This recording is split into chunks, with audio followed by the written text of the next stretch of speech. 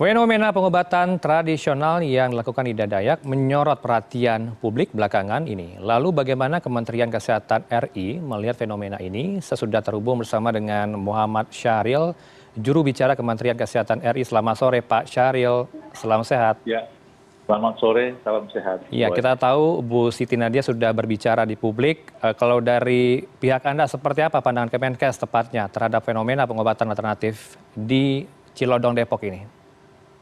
Ya, terima kasih. Jadi pengobatan tradisional ini sebetulnya memang sudah diatur dalam peraturan Menteri Kesehatan ya, yang dikeluarkan tahun 2014 ya. Di mana pengobatan tradisional ini bagian dari pelengkap pengobatan modern yang ada. Karena warisan dari negara kita ini memang banyak sekali loh keterampilan mungkin obat-obatan herbal yang dapat dipakai untuk pengobatan tradisional. Nah, fenomena ini mencuat, ramai dibicarakan, viral, karena sangat atraktif ya. Yang kita tonton, seperti halnya Ibu Ida Dayak. Dulu pernah kita ada yang namanya Ponari ya, ingat ya, Ponari tahun 2000-an yang lalu, di mana begitu fenomena ini menjadi viral di seluruh Indonesia, bahkan di dunia. Seperti yang disampaikan oleh Pak Diki tadi, fenomena ini juga terjadi di negara lain ya. Artinya, pengobatan tradisional itu memang ada tempatnya ya. Hanya saja perlu diatur agar pengobatan itu mendapatkan satu izin, yang kedua pengawasan, sehingga tidak merugikan masyarakat. Baik, artinya dokter, posisi dari pengobatan alternatif, kalau kita ambil contoh di Cilodong itu, Ida Dayak, sudah standar dari Kemenkes atau bagaimana sejauh ini dari pembinaan yang sudah diberikan oleh Dinkes tempat? Nah, untuk yang dilakukan oleh Ibu Ida Dayak, itu kita belum mendapatkan data apakah sudah mendapatkan perizinan atau belum. Hanya saja dengan kasus ini menjadi kewajiban Kementerian Kesehatan maupun Dinas Kesehatan untuk melakukan satu pengawasan, yang kedua penertiban agar apa yang dilakukan ini betul-betul aman bagi masyarakat dan efek samping atau dampak dari pengobatan ini tidak menjadi besar bagi masyarakat yang lain. Contoh, seperti kemarin kan terjadi antrian bludak orang berjubel-jubel sehingga akan berdampak kepada masalah baru, di mana terjadi penyakit-penyakit baru karena berdesak-desakan itu. Bahkan bisa menyebabkan kematian kan, gitu kan? Baik. Kalau mengacu kepada statement Panglima TNI, Dr. Syahril, yang menyatakan suara soal Kostrad fasilitas Ida Dayak di Cilodong, regulasinya sudah diatur di Permenkes. Respon Anda? Ya, betul. Jadi Permenkes itu sudah mengatur pengobatan tradisional. Itu ada 3 klasifikasi, apakah dalam bentuk keterampilan, ya, ada orang punya keterampilan khusus yang bisa mengobati. Ada yang berupa obat-obatan herbal, dan kemudian juga ramuan, ya, yang semuanya itu mendapatkan perizinan dari Kementerian Kesehatan. Ya, untuk dilakukan atau diberikan kepada masyarakat, tetapi semua yang melakukan pengobatan tradisional yang memberikan pelayanan publik juga harus terdaftar ya, yang kemudian harus mendapatkan pengawasan dari Dinas Kesehatan setempat. Baik, kalau kita melihat fenomena pengobatan alternatif ini tidak terjadi hanya di Indonesia, tapi di negara berkembang lainnya, termasuk negara maju ya, Dr. Syahril. Tapi kalau khusus di Indonesia, gambarannya seperti apa? Apakah benar data menyebutkan minimnya fasilitas kesehatan sehingga timbul kepercayaan publik hanya berobat ke pengobatan tradisional saja atau alternatif, dokter? Sebetulnya bukan itu ya.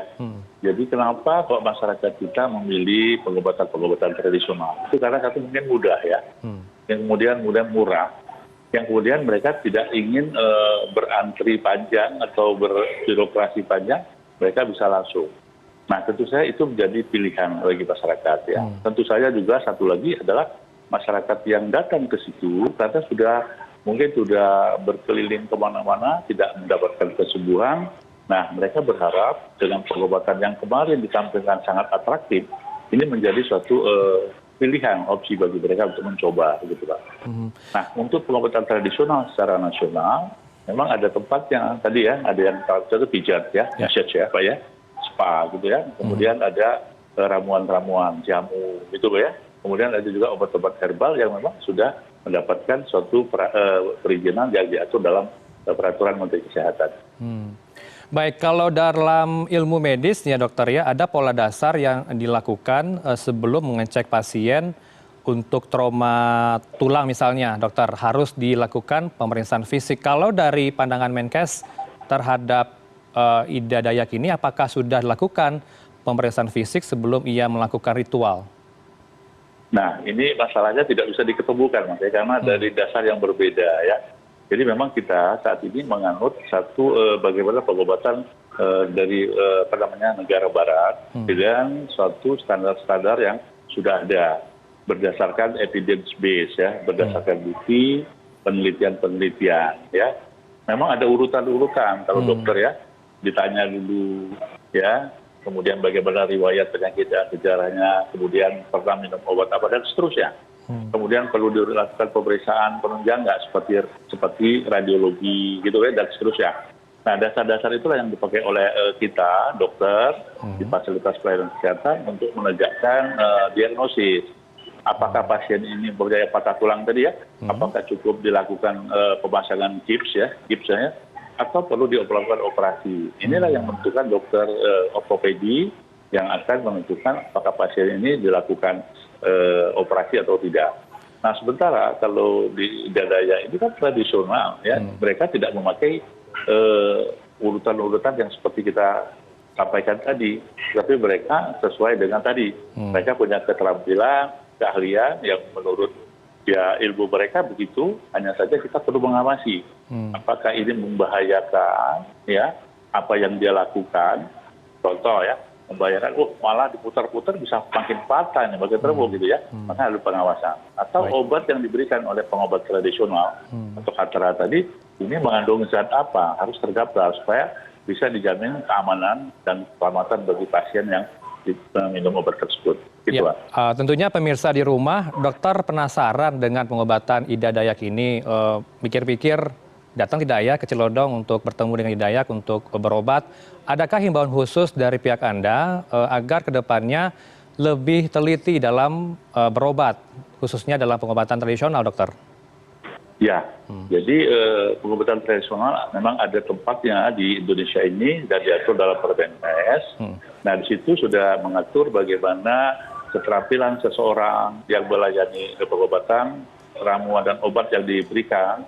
Nah, itu semua harus terdaftar. Nah, sehingga masyarakat diharapkan untuk melihat itu. Apakah pengobatan tradisional ini terdaftar dan diawasi nggak oleh Dinas Kesehatan? Obat-obat yang diberikan itu sudah mendapatkan lisensi atau pengawasan atau tidak. Nah, tentu saja kita mempunyai suatu standar yang ada di dalam pelayanan kesehatan, yaitu ada di puskesmas, rumah sakit, dan juga dapat diberikan ruang oleh masyarakat untuk memeriksakan dan pengobatan lebih lanjut. Baik, terima kasih atas pandangan Anda sore ini bersama kami di Newsroom. Ada Dr. Muhammad Syahril dari Kementerian Kesehatan selaku juru bicara. Terima kasih, selamat sore. Salam sehat, Dr. Syahril. Selamat sore. Selamat sore.